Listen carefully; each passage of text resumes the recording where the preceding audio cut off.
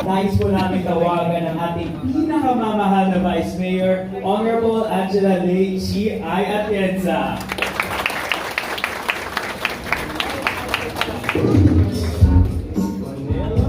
Magandang umaga, mga bata. Magandang umaga rin po sa mga magulang at mga guro na nandito ngayon. Ako po si Chia Tienza, ang Vice Alcalde dito sa Maynila, at welcome po namin kayo dito sa aming syudad. Alam niyo, importante po para sa amin, ng ating napakagaling na alkalde, na si Yorme Isko Moreno Dumagoso, ang mga kabataan. Kaya dahil dyan, sinisiguro natin na ang mga potensyal ng mga kabataan ay makuha nila dito sa Maynila. Prioridad ng ating alkalde na gawin magaling at magaganda ang mga paaralan dito para sa ganun maging conducive ang pagpapasok nila sa eskwelahan. Dito po sa Maynila, iba ang problema ng mga magulang. Alam niyo po kung ano? Ang problema ng mga magulang ay kailangan nilang bilhan ng jacket ang kanilang mga anak dahil napakalamig ng mga paaralan dito. Dahil siniguro ng ating alkalde na masarap mag-aral sa Manila. But anyway, nandito po ako para ipakilala ang isang tao na alam ko kilala ninyo. Alam ko mula kayo sa iba't ibang LGUs. Tama po ba po? Sino po dito ang mga taga-Makati? Meron ba? Taga Quezon City, San Juan, ano pa ba? Pasig, Mandaluyong. Kayo po, parang hindi po kayo nagtaas ng kamay. Saan? Ano ba? Ang Muntinlupa. Ngayon, welcome po namin kayo dito. Alam niyo, itong alkalde namin dito sa Maynila, napakagaling. Dahil bago po siya naging isang alkalde, naging isang magaling na konsehal siya. Pagkatapos, naging isang vice-alkalde, at ngayon, masasabi ko, pinakamagaling na naging alkalde dito sa Maynila. Pero para lang sa kaalaman ninyo, ang aming samahan bilang vice-alkalde at alkalde, nag-umpisa po ito, nung siya ay nag-umpisa pa lang bilang konsehal. At lumang panahon na yun, naging importante rin sa kanya ang mga kabataan. Kaya, ibibigay ko na po ang mikropono sa napakagaling at napakasipag na alkalde natin, na si Yorme Isko Moreno Dumagoso. Nakita niyo na yung pinakamagandang Vice Mayor sa buong Pilipinas. Matalino po yan. Good morning! Welcome kayo sa Manila. Sino dito muna? Tatanungin ko muna yung mga nanay at tatay niyo. Kanina may lola eh. Pero most of you is nanay at tatay. Taas ang kamay na nakapunta sa Manila Zoo nung bata sila. Ayun. Yes, marami akong testigo. So, sa mga nakapunta dati, naalala nyo yung dating Manila Zoo. Kamusta naman? Okay naman. O, ngayon, ano naman ang masasabi nyo sa bagong Manila Zoo? Mas maayos. Mas maayos para sa mga hayop. Kasi your city government, capital of the country, we wanted to heed to the call of animal care also. Kaya gumawa kami ng mga pasilidad at binago namin buo coast to coast. This entire Manila Zoo, talagang binago namin ito na mas pinalaki namin yung mga lugar ng mga animals.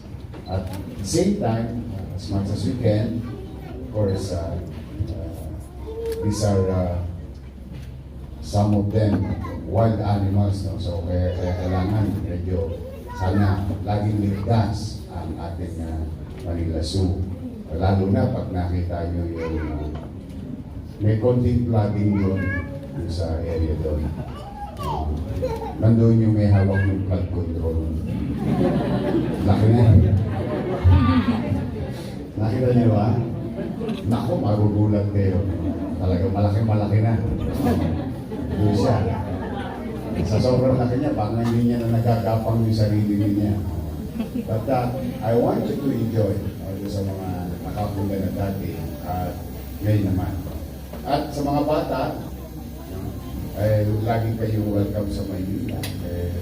Huwag kayong magdadalawang isip na kahit saan lugar pa kayo, you're always welcome. Nabanggit na ni Vice Mayor Chi, we are trying to improve. During my first term, 2019-2022, ang aming mga eskwelahan dito is vertically improved. Sabihin, inaabatan namin yung paglago ng populasyon kung saan magdidiman ng space.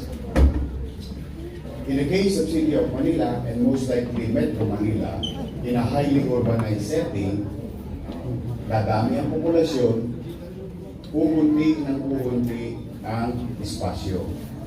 So that's why we opted to go further, like 10 to 15 years of population growth with regard to sa ating mga komunidad. Kaya ang aming mga eskwelahan dito, marami kami na italuyod na 10-story, fully air-conditioned public school. Kung nakita niya sa Manila Science, sa Albert, sa Almario, ngayon, tutuloy yung isa-isay. O hopefully. At gusto ko ma-achieve ng Maynila, kundi naman local government unit, yung teacher-student ratio that is universally accepted. Kasi mas tama lang ang dami ng bata sa classroom, mas maaliwalas, mas mabinawa, at mas magaling makapag-focus ang teacher at estudyante. Yun ang aming aspiration, dreams for our mga batang Maynila. Sino nag-aaral sa public school? Public school? Sa private kayo? Sa public school kayo? Bakit weird din Kasi mga bata, siyempre, alam mo naman ngayon, ang panahon ng social media, ay maraming ipinapakitang magagandang bagay. It works both ways. Negative or positive, depende sa discernment ng tao yan. But,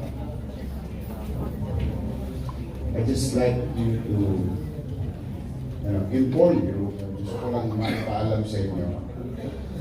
Alam niyo ba mga bata, ako ay produkto 100% full-blooded product of public education system. Para lang po, una, mga pasingkitan niyo ako, yung mga nanay niyo, inabuto. Tulungan Center, na mas kilala na ngayong daycare. Noong araw, may ginagawa ang gobyerno sa mga bakanting lote kung saan nagtatayo ng Tulungan Center. Ang Tulungan Center ay mayroong livelihood, may some sports activities, and school like for daycare. Yun ang aking doon ako nag-umpisa. Tapos nung nag-7 anyos na ako, qualified na ako to enter into primary school. Kasi noong araw, para mag-grade 1 ka, kailangan 7 years old ka. Yun yung Rosauro Almario Elementary School. Ang sabi nila, ang Rosauro Almario Elementary School ay mababang paaralang Rosauro Almario. Nagtataka ako, nung bata ako, yung pumapasok ako, parang naging mababa, 8th floor ko. Then, nag-graduate ko ng elementary, ako ay nag-aral sa Tondo High School. High naman talaga kasi 4th floor na. Kaya ko yung sinasabi mga bata, it is not only about the institution or the school. It is always about you. Okay? yung pagpupursige ninyo na mag-aral maigi, ay siyempre gusto yun ng teacher. At lalo gusto yun ng magulang. Pero kahit na, sorry to say, ako mga bata, nung araw, mahirin yung ballpen, ay yung lapis, mataba. Ako naman maganda diri ko nung araw sa nanay ko. Ewan ko, meron pa ba lapis ngayon yung ganyan? Yung mataba? Meron pa? Tuwang-tuwa ako dun pag nakikita ko yun. But kahit na anong pilit, gabay, ng teacher, ng magulang, nasa sa iyo bilang mag-aaral ang ikabubuti mo. Kaya kinakailangan, tama tanong ko, sinong gusto maging doktor? Good. Sinong gusto maging lawyer? Lawyer. Sinong gusto maging engineer? Ayaw. Nurse. Artista.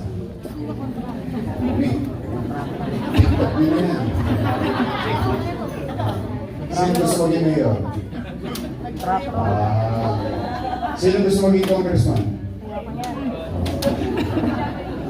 So, the point is, lahat yan, nandiyan lang, naghihintay lang. Matter of time. But you will not arrive there by just sitting around playing with TikTok and ML or any other unproductive things utilizing your free time. So, anong punto ko mga bata? Noong araw, i-share ko sa inyo ito ha, kasi minsan nagtatampo tayo sa nanay natin. Nagtatampo tayo sa tatay natin pagka hindi tayo nabibigay yung gusto natin. Ang araw, pag uwi ko sa eskwela, kasi kita din ako, pagdating ng alas 2, alas 3, low 2. Tulog ka na. Mare, para tumangkat ka. Tulog. Tapos, pagdating ng mga alas 4, gising, papaalam ako, maglalaro ako sa labas. Kailangan naman kami sa isang challenging community, ang labasan namin ay laruan namin. So, labas, tapos bago mag-tiklop ang araw, kailangan umuwi. Pag hindi na makakalaro bukas. Tapos, patutulog na maaga, gigising na maaga, papasok sa eskwela, may baon na wala, tuloy ang pasok. Mas madalas na walang baon. Kaya yung classmate ko, habang chumichika, during recess, kunwari ako, bisibisihan. Kasi recess, sila lang ako makakaya. But I don't mind. Why? Kasi gusto kong maging kapitan ng barko. Gusto ko maging seaman.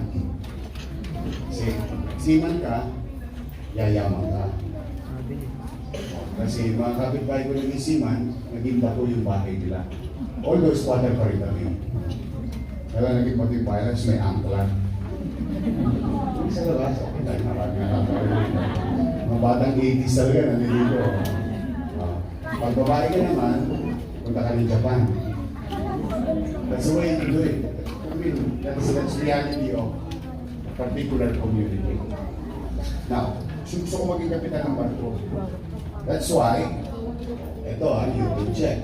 Alam nyo, nung nag-grade 1 ako, nasa dulo ko ng walang hanggan. Section 23. Dulo na yun. Pero dahil sa gabay ng nanay ko, saka nakikinig ako sa nanay ko, sabi ko ako sa nanay ko. Siya, nakikinig ako lagi sa nanay ko kung ano ang sinasabi niya. Aral ako ng aral, lahat ng asignatura, pag ginagawa ko, from section 23, naging section 11 na. Pagkayari, yung grade 2 ko, na first honor naman ako. Ang tanong, matalino ba ako? Malamang hindi. Pero masipag ba ako mag-aral? Malamang. Kasi siguro hindi ko naman makukuha yung first honor kung hindi ako magaling sa quiz, sa short test, sa long quiz, periodical test. Paano ko naman sasagot yun? Eh kasi, imbis na walang kapalarakan, yung gagawin ko, bubuksan ko yung aking kwaderno. Nag-aaral. And before you know it, because it became a habit, no? Naging habit na siya, naturally, muscle memory. Kasi yun na yung ginawa mong habit, kasi gusto mo maging kapitan ng barko, and the only way to do it is kailangan mag-aral ako mabuti. And so on and so forth. Hanggang first honor, second honor, at nagagalit pa ang nanay ko. Pag number first honor ako, pinagagalitan ng nanay ko. Sabi sa akin ng nanay ko, ang French word yun. Sabi ko sa iyo, mag-aral na lang. Nagkakalaman po ko eh. Eh ngayon, first honor ka pa! Kala ko matutunan na rin. Kaya pala nagagalit na rin ko kasi kinausap niya ng teacher ko, si Mrs. Ceseste, na kailangan bumili ng long sleeves.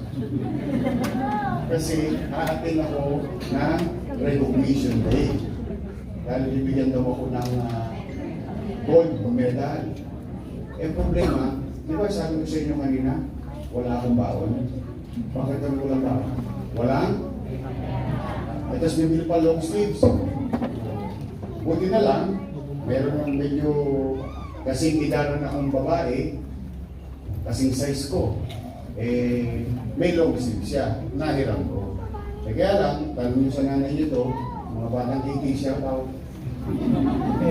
Yung long sleeves sa mga babae ng araw, miracles.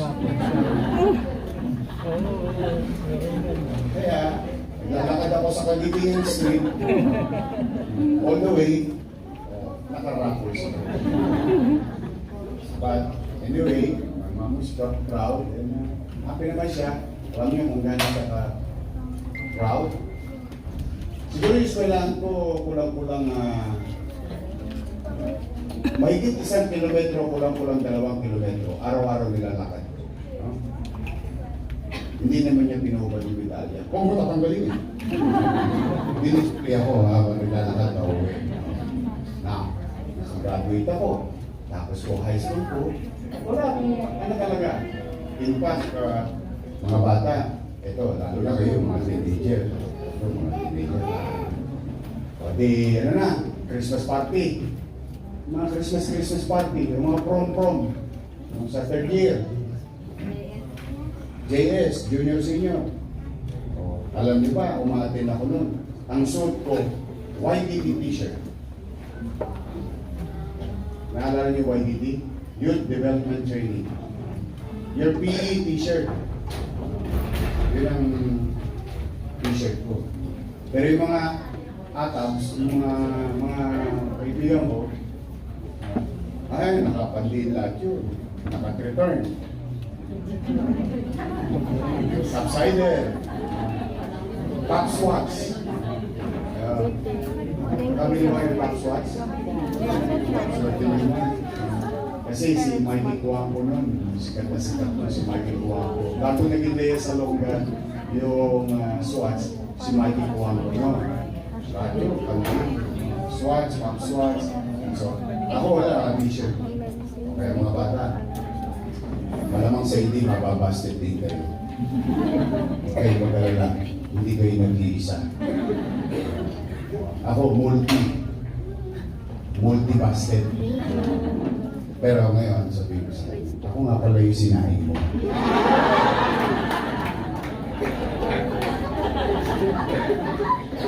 Oh, nakagraduate ako. Awa ng Diyos. Nakatapos ako ng high school. Oh, habang nagtatrabaho ko niyan. Pero hindi ko na kayo ni-encourage magtrabaho. Okay naman kayo. No? Simultaneous yan, sidecar ko. Kung matapos ako ng high school, did I pursue my dream? Sabi ko nga sa inyo, nandiyan lang yan. nag-aantay. Yung gagawin mo between point A to point B is all up to you. There is A, which is you and your dream. And B is the result. Okay, pagka-graduate ko noong 1992, hindi ako nakapag-enroll. Kasi tiyak na. Tiyak nang hindi ako makakapag-aral. Dahil wala akong pera ang nanay ko. Kaya ang ginawa ko, lahat ng kinikita ko sa sidecar, simula April, graduation, hanggang Setyembre, piyait-piyait kami ng nanay ko. Kalahati sa kanya, yung kalahati sa akin, at yung kalahati, ini-enroll ko ang sarili ko sa Philippine Maritime Institute. PMR. Para lang malapit sa inyo. Santa Cruz. Oh. Mamukat-mukat mo. And this is very important in life. So while you struggle, while you pursue, while you're doing your thing, habang ginagampanan mo yung gusto mong gampanan para sa sarili mo, si Jesus nasa taas lang. Always there, watching you. Waiting for the right moment. That was 1992, October. 1993, namatay si Aling Lita. Ang kapitbahay ko. Malamang na bang tabi ko. At dahil siya namatay, nagbago ang buhay ko. Kasi one night, sa Lamay, alam mo naman sa Lamay, no? May chicha. Ewan ko kung inabot yung malaking glass. Glass din. Yung sunny orange. Punch. Marami pala mga bata yung speaker. Eh, siyempre, pag may liver spread, tinapay, sunny orange, tiba-tiba ang lamay. So I'm one of those kids na nakikipaglamang. Doon ako na-discover ng artista. Hindi ko makalang pang-artista yung reaction. Did I do something about it? No. But God intervened. Ibig sabihin, mga bata, gusto ko maging kapitan ng barko. Akalain naging kapitan ako ng 2 milyong Manila.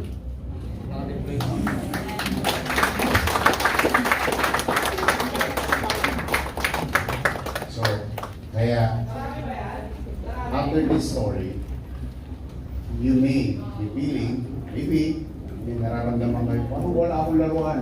Kung magdala, lari akong laruan. Pati nga Jackie Stone, pinapatulang ko, makalaro lang eh. Pambabae yun yung Jackie Stone. Square ba?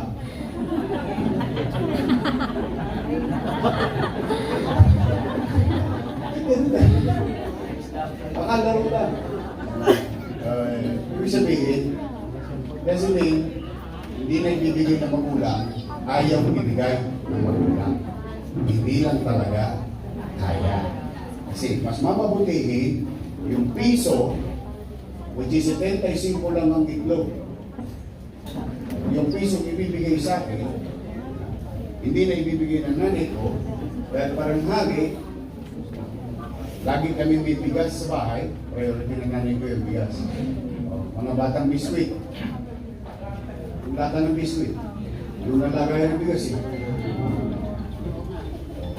Yung kasorte. Kasi yung piso, bibili mo itlog, ipiprito, yun ang ulam ko sa tanghalian. So, minsan mga bata, kakalang magtatampo kayo sa inyong mga magulang, bakit hindi kayang ibigay na? Talagang ganun ang buhay. Always move forward. Acceptance is the key. Kaya kailangan, kung gusto mo magbago ang buhay mo, salamat sa Diyos, meron ka pang nanay at tatay. Good. Salamat sa Diyos, meron kang paaralan. Good. Salamat sa Diyos, meron kang damit. May masisilungan. At paminsan-minsan, swerte nyo nga, lahat pa kayo dito halos nakaselfone. So there are so many things to be grateful. Marami pa tayong bagay na dapat ikalugod, ikasaya, na dapat natin ipagpasalamat. All we have to do is to appreciate. When you appreciate things, mas masasayahin kayong bata. Kaya, huwag malulungkot, pag wala. Ang mga paruta. Nalalagay ka na rin. Tutulong ko rin yun. Sige sa akin ito. Easy is the day. Easy is the day. Charismatic. Mga bata charismatic. Tuliro lang ang tinapay. So, kaya mga bata, gusto nyo naman, nakaikot pa ba kayo? Gusto nyo bang umikot? Pasensya na kayo, may kwento kayo ng umikot. Kasi nalulungkot ako nowadays, masyadong feeling privilege ang bata. Nalulungkot ako nowadays, masyadong humihina ang kalooban ng bata. Kasi, because of what you are watching in your phone. Akala niyo lahat madali. Go back to reality. What you're seeing from these visual materials, it may be true. But how did they get it? That's another story. You can use it as an inspiration and as aspiration, but it is not your life. Your life is here in the river. Don't ever live in the world of make-believe or Disneyland. Magandang Disneyland. But that is the world of make-believe. Reality is maraming pagsubok sa buhay. Kaya, kung gusto niyong lumigaya ang inyong buhay, kumana na po. So, kailangan lagi tayo masasayahin, lagi tayo mag-appreciate, lagi tayo magpapasalamat sa Diyos. Lagi tayo magdadasal. Dahil laging may awa ng Diyos. Okay? So, mga bata, good luck sa inyo today. We, Role, private sectors, your city government, DSWD, PESO, and all other agencies, we love you. We really love you. We are building something today. We are redirecting something today on a common purpose to give something for the next generation. To develop something for you.